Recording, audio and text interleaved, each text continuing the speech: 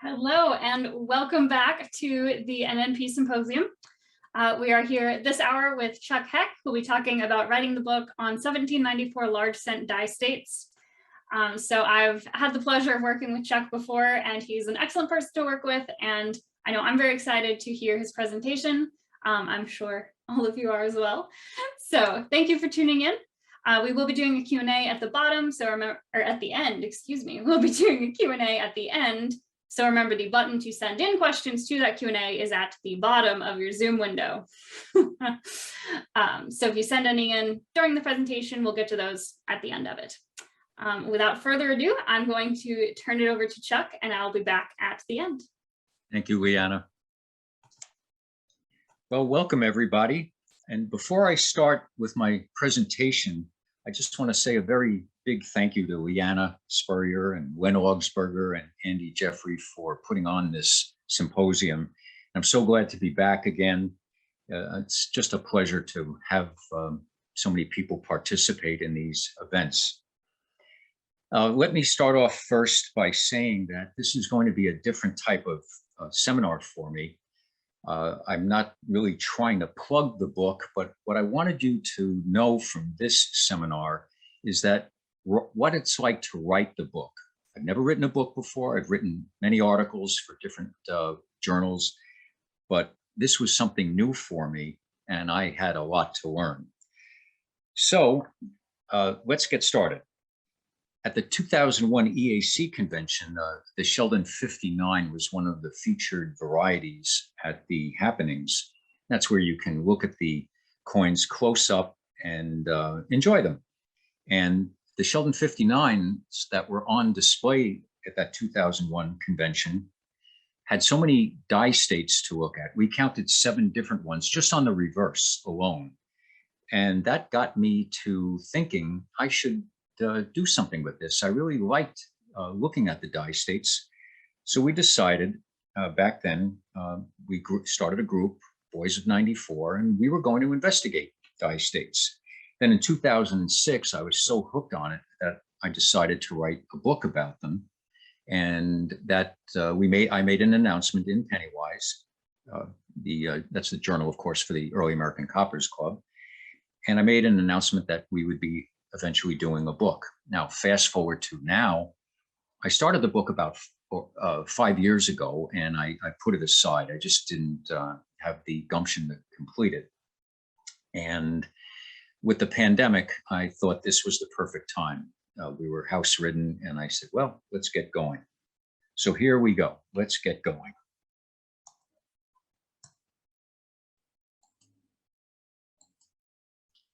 You want to write a coin book? And I'm joking here. Have you lost your mind? But really, if you do want to write a coin book, start planning now. I started planning way too late. And planning is everything when you're writing a coin book. One of the things that really helped me were purchasing 3 books. Well, I shouldn't say I purchased 3 books, but I'm telling you, if you want to do your own book, and you'd like to use simple programs like Microsoft Word and Adobe Photoshop Elements, truly you don't need InDesign, and you don't need Photoshop, the full-blown version. You can get by with MS Word and Photoshop Elements. There are 3 books that I urge you to purchase and actually read them. The Fine Print of Self-Publishing, $17 book. Teach Yourself Visually, Word. I have 2016 because that's what I was using. That's a $30 book. And the Photoshop Elements book 14, because back then I was just using Photoshop Elements 14, and that's a $50 book. I will say that thanks to Jim Nicewinter, he sent me a copy of the Fine Print of Self-Publishing, and that was a tremendous eye-opener. All these books will tell you what you need to do to publish a book, to work with Microsoft Word, and also to work with Photoshop Elements. However, I do caution that you can't do everything on your own just by reading a book. The 2 books at the bottom here, the Word book and the Photoshop Elements book, you really should take an adult ed class. And I did that. I took several classes in Photoshop Elements. I found that very difficult to work through. And I did take a self-publishing adult ed class using Microsoft Word from a gentleman who published dozens and dozens of books. And once you at least skim these to start and get an idea, you can start to create what I call an action plan. These are the front covers of the three books. It's what they look like. And you can probably purchase them for less money on Amazon, I'm sure. But again, really handy references, very, very thorough. That's the important thing. However, Word and Elements do require much, much more. And I think you would benefit from taking, like I say, an adult ed class at your local college.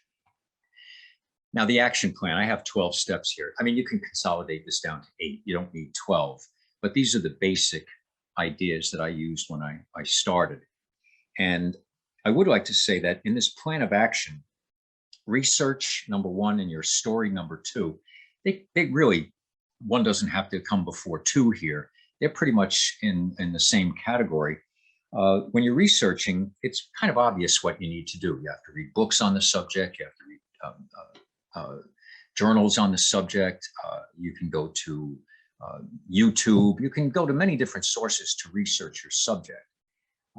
I have over 16 books in my bibliography for the book, but 16 books are just the books that I used in my book. I used many books to get information. I even read a doctoral dissertation on Matthew Bolton to get information. And I've read many things that are on websites and various journals, the JRCS, the John Reich Journal, filled with information on what I needed. And whatever you're going to write about regarding coins, you'll realize that you have many sources that you can research. And before you get too deep into it, you might be considering what's your story going to be. So I decided, do we really need a book just on 1794 large cents and their die states? It's been done before. The best book out there has been Breen's book, the Breen Borchardt Bland book, I call it, the BBB, Breen, Borchardt, and Bland. And by the way, hats off to Mark Borchardt. Putting that book together as the editor, that was monumental. That book covered all the early date varieties. I only covered one. It took me 2 years of serious work to get that done. So hats off to Mark Borchardt. So decide your story. Does it need to be told?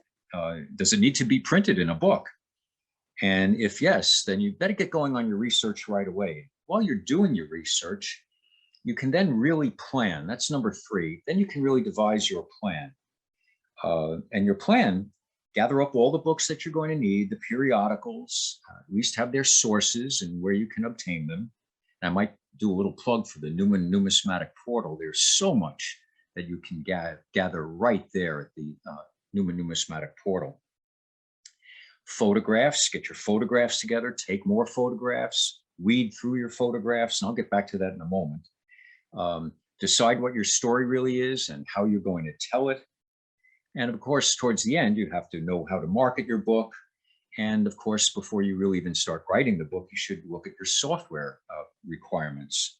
And software, like I said, instead of InDesign, I used, instead of InDesign and regular full-blown Photoshop, I used Microsoft Word and Photoshop Elements.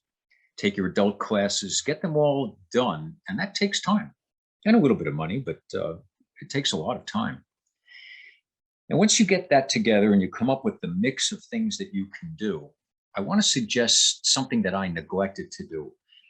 I have over almost 8,000 photographs, and yes, many of them are of the same coin, but they're taken at different angles because different angles and different light will show die states, cracks, cuds, etc., in a different perspective. You'd like to take as many photographs as you can so that 2 years down the road or 3 years down the road or even 2 months down the road, you have what you really need to illustrate. And what I might say is definitely label your photographs. And it would be a good idea to label them in a manner that you can get as much information from that label as you will ever need.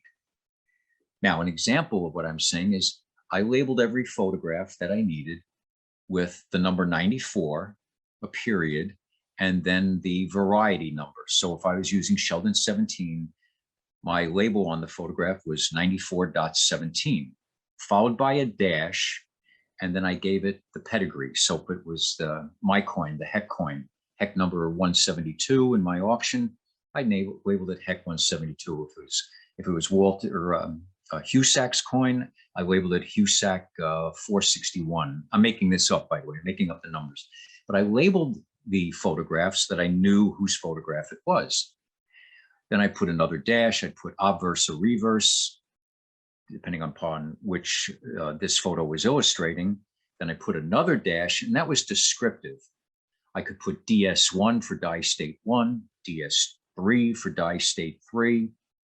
That would be my die state 3, not Walter Breen's die state 3. It would be my die state 3. And then I could also put in another dash and label it as to what I was showing. Maybe there was a small internal cud on the reverse, something that would clue me in. And there I would do a lot of abbreviations. So when you're doing your planning also involves getting things ready for when you're writing. Hope that makes some sense. And once you get that plan in place, you stick to it. You use the same labels, you use the same techniques for everything that you're going to do. Now, number 4 talks about drafts. I would suggest that you start writing right away. When you start reading something interesting and think that's ready for your book, start writing in Microsoft Word. And when you save it, put it in a particular folder where you can go back and look at it again later. But start writing now. When you get tired, put it away. Start another writing. So for me, if I was writing on Sheldon 17 and I got stuck on something, maybe go to Sheldon 18 and start on that. You can do many things to keep you from getting stale. And if you find that you need to go back to something, you can always do that. It's not like you have to write the book completely perfectly at the very first try. Start writing soon. Actually, I did start writing 5 years ago. And when I got serious 2 years ago, I looked at that stuff that I had written, and it was just way too much. And I did many revisions to what I had already written. So the plan. Let's go back now to plan and drafts. What about your book?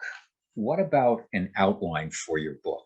Well, you should take major steps towards writing your book in the way that you want the book to be read.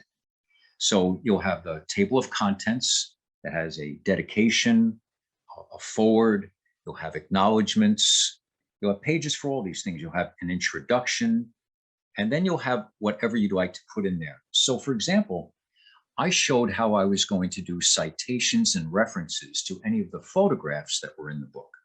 I have a page or two on that. I showed the abbreviations that I'm going to be using in the book and other indicators. Other indicators can be of all different types. So for example, let's say I used a coin that was in the Husak sale. I wanted to show Husak and then followed by a colon and then followed by the lot number in his sale. So I described that in indicators. If the coin has never been in an auction, I might describe the collection where I got it from. For example, in the American Numismatic Society in New York City, I had many photographs from the ANS, and you want to cite the ANS, and they have a particular way they'd like to be cited. Not the way I did for most of the coins, but they liked their coins to be cited in their preference, their manner of preference. I also used a few pages to list all the definitions that I used in the book. I thought that would be helpful. Then when I got started, that was just my preliminary items, and I call them must-reads. I think that everybody wants a book to be read in a certain way, and when you're doing a coin book, you might understand more of what I mean by that. And for me, it was important that you understand my abbreviations, the nomenclature. So I wanted people to read those few pages first before they got into the photos and the descriptions of die states. Once I did that, though, once I got those things finished, I decided it would be a good idea to look at the past. Now, we all know that Edward Maris. Dr. Maris was the first person to write what we'll call a pamphlet. It was only a paperback, 4.5 inches by 7.5 inches. Back in 1869, he wrote that. And he did have die-state information. So I took a look at the past and I covered all the books or pamphlets from Maris's first one up to the present day one that was done by David Bowers. And I looked at what they did and described a few things there. I also took a look at the US Mint in 1794. And that's where I did a tremendous amount of research, reading the Doty book on the Soho Mint, reading anything I could get my hands on, Craig Shawley's a series of articles in the Pennywise, the early American, early American Coppers Journal. Craig Shawley's done a lot of work on the early US Mint. Bill Eckberg has done a lot of recent work on dies and on the early US Mint. Read as much as you can. And I decided that what I had written back 5 years ago on the US Mint was way too much. Shawley and Borchardt and all these other guys have done so much. Look at the Mint, the books that have been done recently by Joel LaRose and Len Augsburger. I can't possibly do better than these guys. So just refer them on to the books that you can read. And I just covered it with brushstrokes just to get the flavor going in the book. And I then talked about coin dies, spalling, and die states or die stages. And I showed the different types of die states.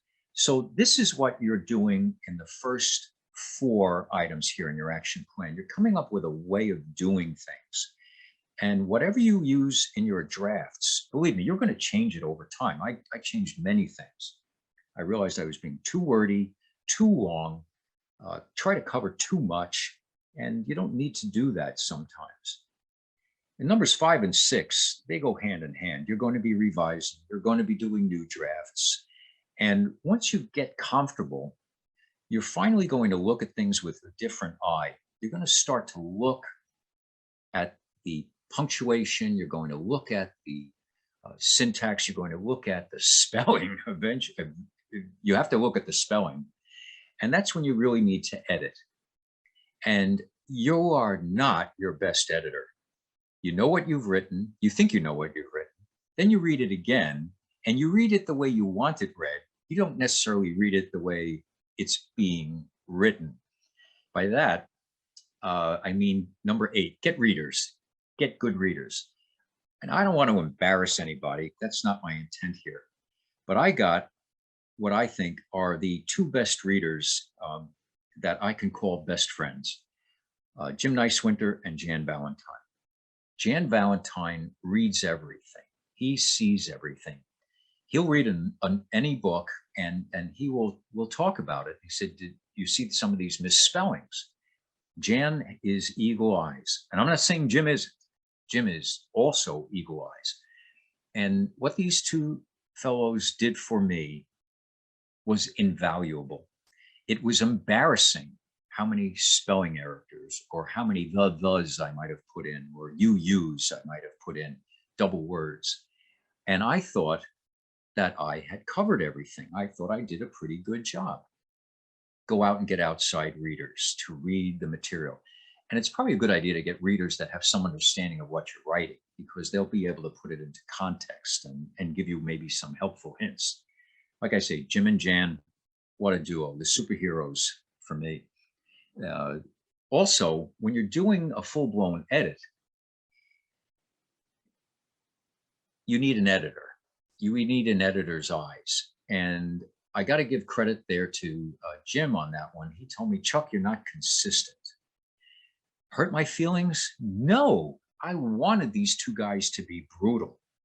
I wanted them to tell me what I was doing wrong, because they're my friends. And if they can't tell me what I'm doing wrong, who's going to do that? It was so good. Jim said to me, Chuck, you're not consistent. And I said, what do you mean I'm not consistent? And he was 100% right. My photos were of different sizes. My introductory photos of the coins. They were different sizes. They were spaced a little more far apart in some places than others, but I knew that. But he was telling me that in the body of my work, I was using commas sometimes, I was using colons sometimes, I was using numbers to list, I was using letters to list, and he was 100% dead on. So you might know this fellow, his name is Bob Grellman. Bob Grellman agreed to be my editor. And again, you can't get better people than your friends that really have done these things before and to give you the right kinds of advice. Well, editing the book is not for the faint of heart, because you will see so many mistakes, so many things that you could have done better. You don't want this book printed without having a good editor and readers that have gone over it. And then I might suggest number 9, you incorporate their feedback immediately. Do not wait. Don't put it on the side and say, I'll get to it on Monday. Oh, I'll get to it next week. You know, sometimes you just don't get to it. So I had 2 readers, 1 editor, although I felt like I had 3 editors. I really did. And whatever they gave me, I put into the book immediately when I received their feedback. Invaluable. Now, those 9 items took me the best part of 2 years to complete. Let's go to number 10, formatting. Well, with formatting, what you need to do is look at printers that are going to actually print your book and find out how they want your material formatted. There are many different ways. Some will accept Microsoft Word and they'll import it into InDesign. Some will accept Microsoft Word and convert it into PDF files. Some will print from Microsoft Word, but that's kind of dangerous from what I understand. Because of fonts, etc., and the way things are placed on the paper. Decide early what you need to do as far as margins are concerned, because you can do all that in Microsoft Word. You don't have to have InDesign to do it. But you need to know well in advance, because while you're importing your files, your Word files, into the final file, the final book file, you want to be sure it's formatted correctly. You don't want surprises down the road. For example, there are 69 1794 varieties, as many of you will know. I had 69 different files, one for each variety. And in those files was just the Microsoft Word document. As far as the photographs are concerned, they were in their own separate files. They were in photo files. And I would import those files from Photoshop into the Microsoft Word file. And formatting at this point is extremely important. We'll talk more about that in a few minutes. And then what you're doing there is you're prepping the book for printing. And you can do much of that on your own. You can pay people to do that, but you can certainly do this on your own. If I can do it, you can do it, believe me. And then lastly, you want to obviously plan out how you're going to sell your book. And selling your book isn't just pricing it. You have to price it right. You don't want to sell it at a loss. Not that you're going to make a lot of money. Writing a book, if you wanted to charge your time, I'd probably have to charge several hundreds of dollars just for one copy. But selling your book involves knowing what it costs you in not time, but in materials and programs, and what it's going to cost you to print the book. And you want to sell it at, a little bit of a profit anyway, so you could say you made something on it. But if that's not your intention, we do know a recent author who gave away his book for free. He felt he owed something back to the community that he belonged to, the copper community, and he was very generous with that. Everybody was able to obtain his book online for free. But selling your book, where do you launch it? Do you have a private entity? Do you have your printer do the fulfillment? Do you sell it yourself? What do you do? I've decided my book is going to have a limited market, and I'm only going to sell it. I'm going to launch it at the Early American Coppers Convention this year in St. Louis in May. And I think that's the best venue. Yes, I'll advertise it, and I probably might get a few people to buy it from other sources, but it's not going to be a national bestseller. But you have to be logical with yourself. You have to understand your market. Well, that said, let's move on and tell you why Photoshop Elements is a good enough program to work with. And whoops, sorry about that. Here's an example of the obverse and reverse of Sheldon 39. Be prepared when you're doing a book, you might find things that you never expected. And Sheldon 39, you'll notice on the obverse of the photo that there are some clash marks. Now, if you look carefully between the cap and Miss Liberty's hairline, the back of her hairline and the cap, the space between, you'll see what looks like a very small arc and above a large arc that actually goes from the hairline to the cap. Well, that's a leaf clash. You'll see some other stray marks that look like scratches. There's one a little upwards and to the right of the leaf clash, and that is a clash of the stem of the wreath and also a ribbon end. You'll also see some other little lines under the R and T of Liberty. That's actually another leaf clash. And below the Y, right in the middle of the forehead, you'll see a tiny little line. That's just a small piece of a leaf clash. You might also see under Miss Liberty's nose, under her nostril, and just above her upper lip, it again looks like a scratch. And it's kind of hard to see this, but there is another look, something like a scratch at the tip of her nose, headed out into the field. That is a leaf clash. If you go down the line of her profile, just below her neck, actually on her neck, below the midline of her neck, just above the pole, where the pole meets the neck, you'll see some little, looks like scratches there. They're not scratches, those are stems and leaf clash marks. So like, wow, how do you know that? Well, Photoshop Elements. I'm not going to do much with the reverse, but I would like you to just take a notice that Sheldon 39 has one of the widest gaps on the ribbon ends that we see on any of the reverses of any of the 1794 large cents. Now let's look at the next photo and I'll show you how I differentiated. And I did this in the book. I showed this photo and I showed numbers 1 through 8 arrows, and I pointed out to the different items that I wanted to look at, those clash marks.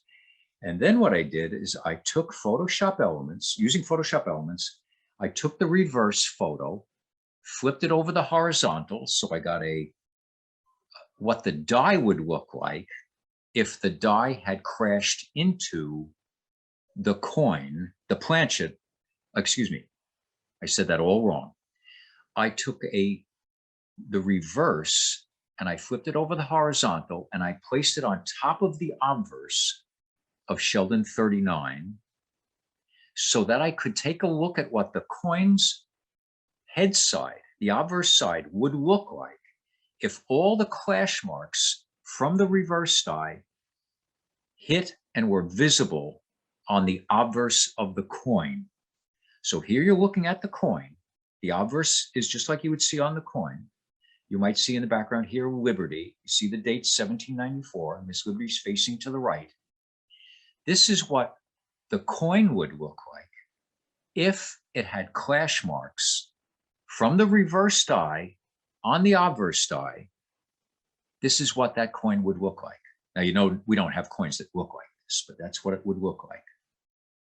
And I found by superimposing that reverse of Sheldon 39 on the obverse of Sheldon 39, the answer was no. Those are not the dies that clashed. I was perplexed by that. How did I know? Numbers 1, I got the arc on number 1 to line up. And I pretty much got number 8 down here, the sprig, the stem of the wreath to line up. It was close. Number 1 was right on target. Number 8 was very close, but numbers 2, 3, 4, 5, and 6, and 7, they weren't close at all. You can see that above Miss Liberty's nose, there was a mark, and that leaf is nowhere near that mark. you might see that number 6 points to another. It looked like a scratch, a leaf mark, a leaf clash mark, and the leaves don't come anywhere near it. You'll also see, and it's a little harder to see this one, but in the photos that I have, you can see them fairly well, that the ribbon underneath the R in Liberty on the obverse, that ribbon that clashes, which is just off to the right of the 0 in the denominator, off to the right, that does not line up with the clash mark on the obverse. And I said, what could that be? So I tried, I took the Sheldon 38 reverse, the Sheldon 38 reverse, and I put that photo on top of the Sheldon 39 obverse. And of course, I flipped it over the horizontal. They lined up perfectly, all 8. Now, how can that be? Sheldon 38 does not have any clash marks on its obverse. I have never seen a Sheldon 38. And I've asked the EAC boys, the boys of 94, I put out requests. Anybody have a Sheldon 38 with clash marks on the obverse? Nobody. Sheldon 39 on the obverse always comes clashed. Now, how could that be? The only answer I have is that they clashed. Something must have happened that was catastrophic when they clashed. And the 38 reverse on the 38 obverse must have done some major damage to the reverse, because that reverse was not used again. We have no idea why the 38s were stopped. There's never been any catastrophic damage that we've seen, but there must have been something, because then that reverse was replaced and 39 was created. By the way, for those of you that are falling asleep on this, I get it. I understand. Sheldon 38 and 39 share the same obverse. They both have the same exact obverse die, but they have different reverse dies. But 39 has a clash mark from a different reverse. It has it from the 38 reverse. Very strange. Photoshop Elements helps you with this. By the way, these copies, these are the Husak coins. And thanks to Heritage for allowing me to use them. What else can you do with Photoshop Elements? Well, you can decide that what you're looking at isn't what you've been reading in the other books. And we know that Sheldon 60, 61, and 62, that's the sequence that was found in the Penny Whimsy, the book by Dr. Sheldon, and we've stuck to that for years. It's Sheldon 60, 61, and 62. Even Green used the same sequence with his numbers, but it's just not so. 62 came first, then 61 came second, and 60 came last, third. So it's really 62, 61, and 60. How do we know? Well, here's Sheldon 62, and on the reverse, we see no clash marks from the U in United to the A, the last A in America. We see no clash marks around the fraction area. But then later on Sheldon 62, later in its life, we see that there are clash marks, and they're very strange. They're clash marks from the dentals. You see these little ridges, these little mountains, these little peaks, these little teeth. These are incused clash marks from the dentals from the obverse die. And they are not in line with the dentals on the reverse die. So it's slightly off-center clash. Actually, it's quite off-center. You see them. So you'll see these on Sheldon 62. And then on Sheldon 61, you will see those same clash marks. And I have little black stars there. Let me just go back for a moment. Whoops, I went the wrong way. The clash marks from those dentals, they go from the left of the 1 in the denominator all the way to the A, the last A in America. And I put little black stars where they are from Sheldon 62. And then on Sheldon 61, you will see additional clash marks. Well, that meant 61 had to come after 62. And it does, it's obvious, because you see another clash, and here they are. Those have red stars outside, just above the tip of the incused dentals. And then later, I'm not going to illustrate Sheldon 60, but you'll see that Sheldon 60, you can identify that quickly. Its obverse has clash marks that came from 61. So Photoshop elements will do this. You don't need Photoshop to do any of that. Now let's talk a little bit about Microsoft Word. You should contact your printer to see what they want you to use before you get started. It's always better to get started with the right kinds of programs than wait till the last minute and have to change everything. But contact your printer for the requirements, and do not leave printers for the end of your exercise. Talk to the printers early on, back in the beginning planning stages. Decide who you might want.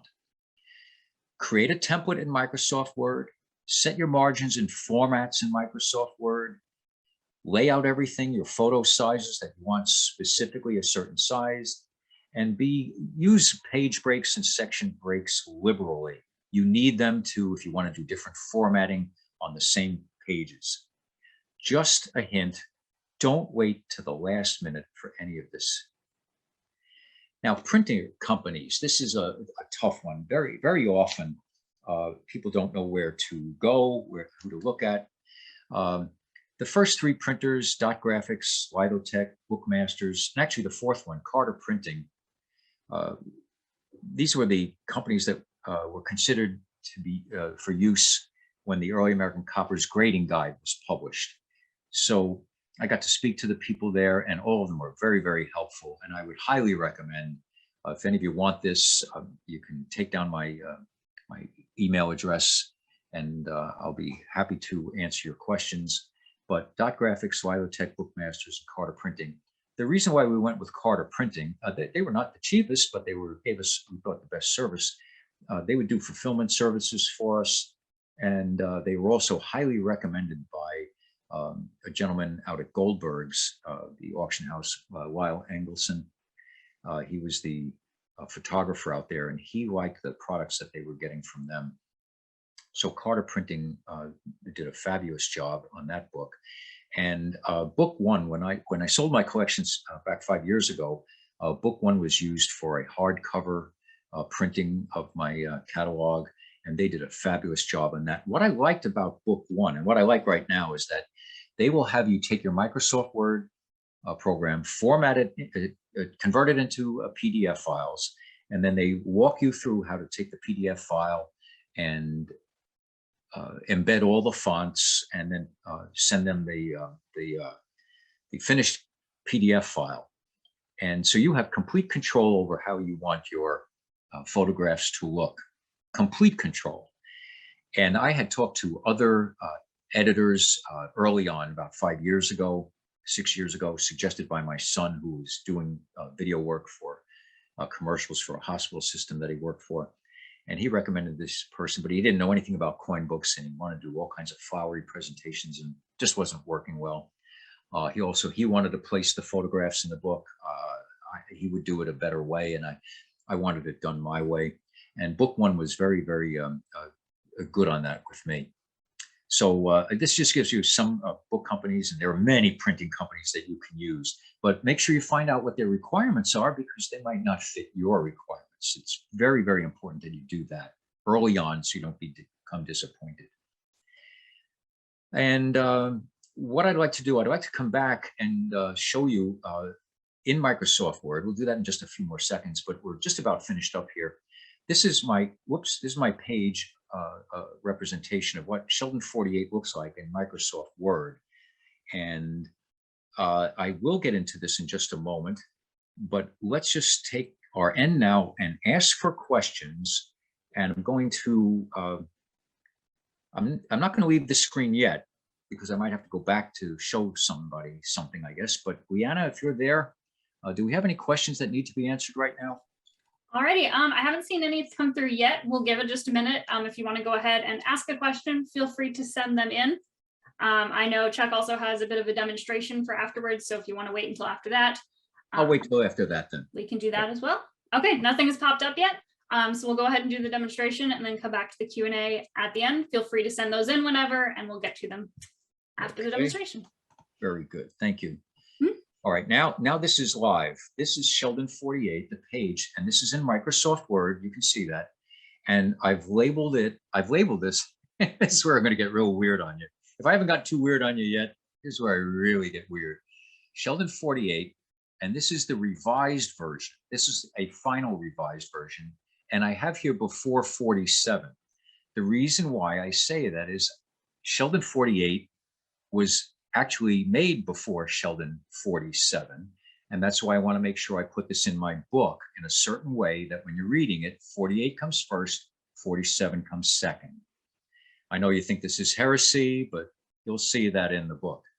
Now, what Jim Nicewinder did for me, I made sure that my opening photographs were both of the same size and they were spaced the same distance apart, and they were the same distance from the opening title. And the title was no big deal. It's just the name of the coin, Sheldon 48. And look what you can do. If I click on the photo of the obverse in Microsoft Word, I can go to Picture Tools and click that on. And I can put borders around the coin photo. I can do special effects. I can lay things out a certain way. By the way, my templates are already set up. I'm not going to get into how you do templates. I mean, you'll find out how to do all this. But my template has been designed to import photos in the same places on every file, every coin file. But look what's important. You can change the height and the width of your coin photo right here when you go into Picture Tools. So every one of my photos on the pages are 2.8 inches high by 2.8 inches wide. Now, sometimes the photo is just a little bit wider or a little bit narrower, but when you change one, you will automatically change the other so you can stay consistent. If I now jump over to the next photo, the reverse photo, you can see that they're of the same exact size. When I get into the die states, what I did was try to give as much information as I can without being overly wordy. And I just say Sheldon 48, and I give the Sheldon designation of the dies, the obverse and reverse die, 21 the obverse, W the reverse, and also Breen. I think Breen numbers are important because many people will look at the Breen book for die state information. So for Breen, it's 38, and it's also close in numbers. It's the 20 obverse and the Y reverse. I put how many dentals because I use dentals throughout the book. And I also talk about the sharing. And I put here the obverse. Sheldon 48 came first, 47 came next, then NC9, then Sheldon 49. As far as the reverse is concerned, this reverse was only used once, just with the Sheldon 48, so I don't put any other lists of coins here. But I do put that it's known as the starred reverse. Then I go through die state 1, obverse, and reverse. Now, here's where my book is not your book. I wanted to show close-up photos of what makes die state 1 die state 1. So I showed the photos the way I wanted you to see them. And I did note, for example, a double dental over here just to the left of the 1 and the date. On the reverse, I said there's no cracks, cuts, or clash marks, but there's a small berry above the large berry under the left leg of the M in America. Now, I know you can read, but there's just a little tiny double berry there. Die state 2 is different. And if you go on, you'll see that I put in what I think are important comments. And then I show die state number 3. Now, listen, you do not have to do your book this way. You're not doing a book on die states, or maybe you are. Maybe you do a different job and even a better job. But this is my way of doing it, and I wanted people to see it this way. I had some editors that I talked to many years ago, and they were not coin people, and they did not like, well, one in particular, I should say, did not like this. Thought it was cluttered and clumsy and not eye-pleasing. Well, we're coin collectors. We're a different group of people. We look at things differently. You can do that in Microsoft Word, and every photo that you see here has been taken with a digital camera, loaded into Photoshop elements, then sized and cropped according to how I wanted them done. And these photos took forever to do. Getting the right perspective, blowing them up, and being able to see what I want you to see. Illustrating them with arrows, with circles, with an arrow and saying a leaf designation. And you can see them quite clearly by focusing in and showing just that detail. What I did not want to do was give a whole coin photo and have you try and find what I'm talking about. Some books have been done that way, and I'm not making fun of them. What I'm saying is that that's just not my way. I wanted you to see what I'm talking about up close and personal. And then if I had other comments, I put them in here. For example, a little bit about the Sheldon 48 and the controversy over the reverse die. You'll find, I think, hopefully some of these things interesting. And that's what you should do with your book. All right. There's many other things we can cover, and it is now 3:16. I've talked you to sleep for the last 46 minutes now. Questions and answers? Anything, Leanna? Yes, we do have a few in the Q&A now. Okay, good. So do you want to go ahead and turn off the screen share so we can have our faces nice and large? Sure. Okay. Yeah, we are side by side. Yeah. Okay. The young and the old. First one here in the Q&A. How do you get Photoshop elements, and is it free? Oh, it's not free. Nothing's for free. No, but Photoshop elements, just go to Adobe, go to your Sam's Club, go to your Walmart, go to your, what is it? BJ's and the other one, Costco. They used to sell them, but you can usually find them. They might sell them when you go to their website. However, you can always get these programs at Amazon and get them a little bit cheaper than list price, but they're available. Photoshop Elements is under $100, and it usually comes with their video editing program. I forget the name of that. And Microsoft Word, that's available from Microsoft now. By the way, you know, Microsoft last year, they finally answered the heat. They were renting the program, started about 3 years ago, and you could only, I forget what they called it. It wasn't called Office anymore. It was called I forget. I'm sorry. I'm going to make up something. I'm going to be wrong. But you could rent it for $9.99 a month or whatever their charge was. But at the end of last year in 2021, you now can buy it, the 2020 version of Microsoft Office, and it's good for a 5-year period of time. And it will cost you, the student version or the less full-blown version will cost you only maybe about $100, $125. But they are available. All righty. Here's one. I noticed that most of the books we get are on glossy paper. Is there a reason to use glossy versus other types of paper? Great question. You know, Jim Neiswiner, my hero, he wrote the book on the Sheldon 15. I believe that was glossy. And he wrote the About Sense 2. He wrote that on a very fine grade of matte paper. Matte paper does not do well for illustrating dye states. Not at all. You want to get as much clarity as possible. For that, I needed glossy paper. And I got the best paper I could find, and it's being printed on that. And by the way, if I can just give a little extra on that one, you might, in Photoshop Elements, want to make the photos a little bit clearer, and they have little helpful fixes. They will take the blur out of a photo automatically. That makes the coin a little bit darker, so then you might want to come back and make the coin a little bit lighter.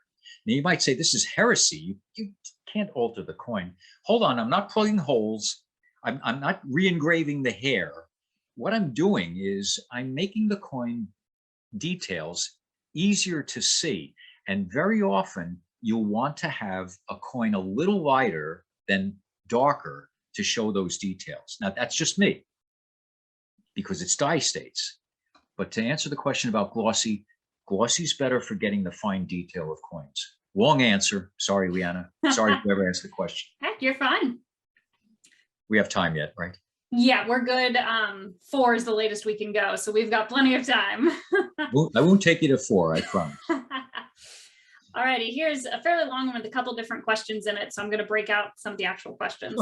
Sure. Let's see. How easy is it to get permission from various auction companies and grading companies to use photos? Most of what I'm using in a mock-up is from Heritage and PCGS. Yes. Okay. That great question. I completely didn't even think of mentioning that. Get permission first. I did get permission from Goldberg's and Lyle Engelson, the photographer there. I got permission from Heritage. I got permission from Stax Bowers. And that was all I needed. I got some photos from some of the individual gentlemen that owned the coins. They sent me photos. I don't want to mention names because I don't know if they'll be comfortable. But you can get photos. All you have to do is maybe beg a little and tell them that you'll give them full-blown attribution. By the way, I will mention this. My book, I told you I started the wrong way. Let me just tell you this. I didn't keep who I got certain photos from. Shame on me. Early on, I didn't plan on doing the book. So I didn't know. So this book, I've thanked the people that I know gave me photos, but I didn't put attributions on some and not on others. And I know that's a disgrace, but I had no choice. I can't give some and not the other. And that was my mistake for not taking accurate enough information when I took the original photos back, 20 some odd years ago. But do get permission because you don't want to have a problem. Also, the American Numismatic Society. Yeah, I was given permission to use their photos, but that doesn't mean that always everybody gets permission. You have to find out ahead of time before you start using them. Photos on the internet, just make sure you put out a disclaimer. I've asked the sources of those photos, and generally I've gotten permission. I haven't used any photo I didn't get permission from, but there are some photos that you can't get permissions because they take you to no ownership. And as far as PCGS is concerned, they're very generous. They're nice people. Just make sure you get to a human being. Sometimes emails don't get answered. Another long answer to a simple question. Thank you. All right, we have another one from the same person. Is there a big monetary savings in printing if you deliver a perfect file set for the printer to use instead of having them do any relayout? Yes, it can be significant. It can save you thousands of dollars. It depends on how big, how many photos needed editing, how many paragraphs need editing, the words. If you want full editing, be prepared to spend several big thousands of dollars. I don't know how big your book is, but my book is 100 pages. It's 100 sheets. 200 pages, 100 sheets, and you save a lot if you can do that on your own. But be careful. Remember what they say about you're your own worst lawyer? Well, you are your own worst editor. If I had done my own editing, nobody would buy my book. My wife wouldn't buy my book. Thank you. Alrighty, do you design your own cover? Yes, I did. Yes, I did. It's easy. It's just a simple title with my name. But Jim Nicewinner is a good person to ask. He was given advice on his covers. Sheldon 15. I don't want to give anything away, but I think it's pretty obvious that he was being not pressured, but he was told to put the finest known Sheldon 15. It's a better seller. The whole reason for selling his book or creating his book was because of his Sheldon 15 that he bought some years ago. And he decided to put on his Sheldon 15. I think that was it. I mean, that meant everything to me as a reader of historical information. His photograph belonged on the book. So what you want on your cover, hey, if you want it, get it. You can do whatever you want. It's your book. Thank you. How do you feel about print on demand, like Lulu, Book Baby, etc.? Yeah, that saves a lot of money. A big percentage of that goes to the printer. They do the fulfillment, they send it out, and it's inexpensive, and it's a good way to go. You don't have to put up any money. That's a very good way to go, and that's covered in the book I told you about, the book on printing a book, doing your own writing. It's all covered in there. It's covered in detail, and yes, I had that option. I decided not to take that. Do you have any comments on computer requirements for running Photoshop Elements? My computer will support Photoshop Elements 2020, but not 2022. Wow. Is that right? I don't have an answer to that one. I know that I had no trouble with elements, and I've had several versions. I had no trouble with any conversions, and I don't know why you would have trouble. I know other fellows that have done books on coins, and they've had no trouble. So I can't speak to that. But I will tell you, and you're asking about elements, as far as Microsoft Word is concerned, if you have a smaller version, I say small, a less expensive version, like the student version or the not the full-blown, all 7 different programs. You have the 4-program version, Microsoft Word, PowerPoint, Excel, and I think Outlook. That's the smaller version, as I call it. There's limitations on the size, and my book did not even come near close to the limitations of file sizes. But you want to be aware, yes, there are limitations. But as far as elements, I'm not qualified to answer that. I'm sorry to hear that. We have someone else who is an ex-professional photographer and said that it's a graphics card issue for whether or not you're able to run elements. So that's good to know. Did you hear that? A graphics card issue. There we go. Comes down to the graphics. My graphics card. There you go. There's somebody out there that knows a hell of a lot more than I do. Okay, I have one more question in the Q&A. If anyone else has any last minute questions, go ahead and send them in. Otherwise, we'll wrap it up after this one. How much time did you need to dedicate to learning the programs? Oh, well, I've been using Microsoft Word for a gabillion years.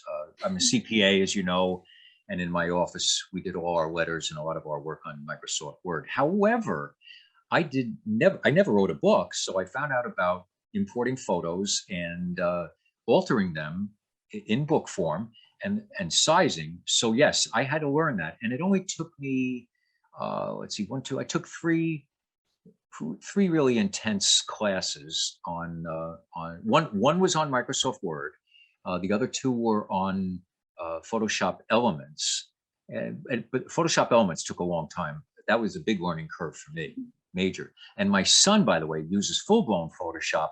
No, Dad, just do this, this, this, this. You can't have your son help you. He's no help at all. No, especially my son. He's a good kid, but no help. Dad, it's common. Come on, you know what you're doing. All right, but as far as Microsoft Word, there is a learning curve, but it's much easier. But get that book, because there are it took me a long time to set up a template.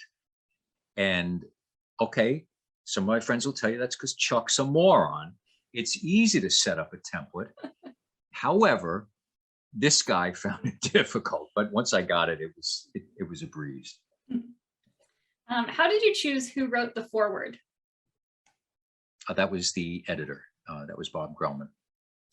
Yeah, I wanted 3 people to write forwards, but both Jim Neiswinter and Jan Valentine did so much work. And then and they both suggested that I get a real editor. They said they didn't consider themselves real editors. Well, I don't know about that. I know one thing. These 3 guys are really good friends, and without their help, this book would have been a nightmare. They were really good men. And people like, I don't want to hurt anybody's feelings here, but then you have Leanna Spurrier, and you have Len Augsburger, and you have Andy, what's Andy's last name? Jeffrey, who put on these programs and really, I know I sound like I'm shamelessly plugging my book, but I've had people tell me you can't use Microsoft Word. Trust me, you can. Okay, we have someone who came in a little bit late and wants to know what the books were that you were mentioning. So can you, the books? Yes. Oh, sure. That's not a problem. The books that I used, I'm just going to go away for a second here. We're going to get a live showing of the books. Okay, and for now, this is the last question in there. So second round of last call for the Q&A. All right, I know you might not be able to see this well, but this is called The Fine Print of Self-Publishing. It's by a gentleman named Mark Levine. All right. And by the way, all of you take this down. My email is 1794 in numbers, 1794 Chuck @gmail.com. If you want anything, just email me and I'll get you the information. So this is the book on how you write your book. And it, by the way, you want to get an ISBN number? You should have one. It tells you how to get an ISBN number. As far as Microsoft Word, this book is a $30 book, and it's called Word 2016, Teach Yourself Visually.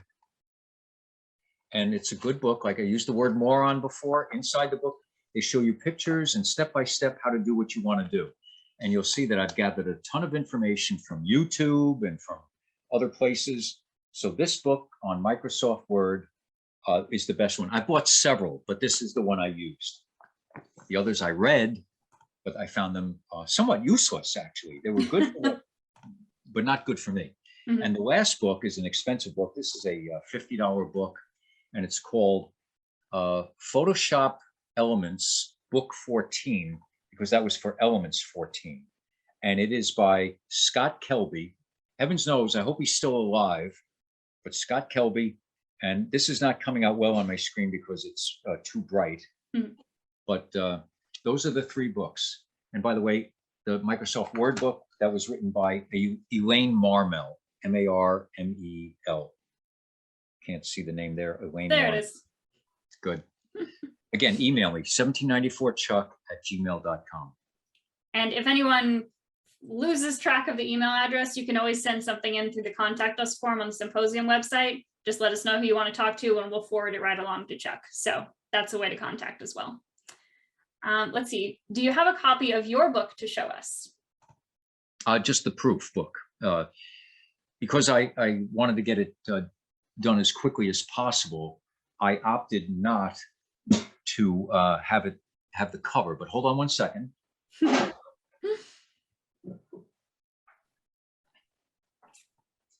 It's going to look something like this. It's going to be in black. It's going to have gold lettering. This happens to be a hardcover version of my sale. The company that did my my auction catalog, they're doing this book also. And it's going to have a little bit nicer cover. It's a hardcover, but it's going to have a nicer cover.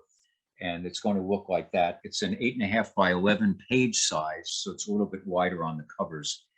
But it is black, glossy paper, 100 sheets, 200 pages, filled with lots of useless information. It's not going to create world peace, but as my wife said, and I will tell you this, I'm going to open up another seminar at EAC with these comments, because she's a character, this wife of mine. She said, Chuck, you've got a great book. It is a great book. It's a medical breakthrough. It's going to help cure insomnia. So I know those of you that know my wife, she's a funny girl, but that's what it's going to look like. 8.5 by 11. Thank you. Okay, and we did have a comment in here about Scott Kelby. Apparently he is alive and well and running a presentation right now that their roommate is watching. Is that right? Well, please pass on some, tell him Chuck Heck loves his books. He's been very helpful. Let's see. Did you use indexing in Microsoft Word? You can index everything, and for a reference book, sometimes the indexes are worth more than the rest of the work. You know, good question. I did run an index, and I honestly found it, I don't want to say useless, but that's how I felt, because the historical part, where I'm covering the books that have been used before, it goes in order, and it's labeled, and there's photos of the books, the pages from a book that I'm using. There was really no need. For example, let me tell you, almost every variety comes with clash marks. One of the nice things that you can do is, when you edit your book, is clash marks 2 words or 1 word? Well, I found that in many books it's used with 2 words, and some books use 1 word. I decided, as Jim Neismer said, be consistent. I did the find command in Microsoft Word, and I found every word clash. If the word mark or marks came after that word, I then got rid of the space between them because I wanted consistency, and I used clash marks as 1 word. Now, that being said, Oh, Leanna, I lost my train of thought because I went off on a tangent. What was the question again? The original question was about using indexes in Microsoft Word. Right. Okay. So the index, when I did the index, so many references to clash marks were in there. It's ridiculous. You just have to go through. If you're looking for Sheldon 47, you can find Sheldon 47 in the table of contents and look up which die states have clash marks. But no, it's again another long-winded answer. The index I thought would be important, but for me it was not. So I'm sorry for that noise. That was Jim Nicewinter just calling me. I think he's upset with me. But no, you know what I'm thinking of doing, and I had thought of this before you asked the question, Liana, is running an index just on plain paper and including it with every book, because it's Jim Nicewinter again. Sorry for the noise. Jim, I'm doing my seminar, please. Bye. Can't make this up. But thank you for that question. That's good. I grieved over that one. It's analogous to not putting in the attributions on the photos. It's the same thing. I do regret that, but I felt like I had no choice. Mm-hmm. Alrighty, then that is all the questions we have. So I think that will wrap us up. Thank you very much, Chuck, for taking time out of your day to present. This is a very different topic to a lot of them that we've had, so it was good to get a little more variety in here and hear about something a little more unique. Well, Liana, the thanks all go to you. You make things easy. You're the best. You really are. Thank you, everybody, for attending. I appreciate it. Alrighty, yes, for everyone watching, we do have 2 more presentations starting at 4. We have Devin Kane and Heath McAlpine coming up. So take a look at the schedule, see if you're interested in either of those. And I hope to see some familiar names back in some of the future presentations for this evening and tomorrow. And that'll wrap us up. Hope everyone has a good evening. Thank you, Liana. Bye-bye now.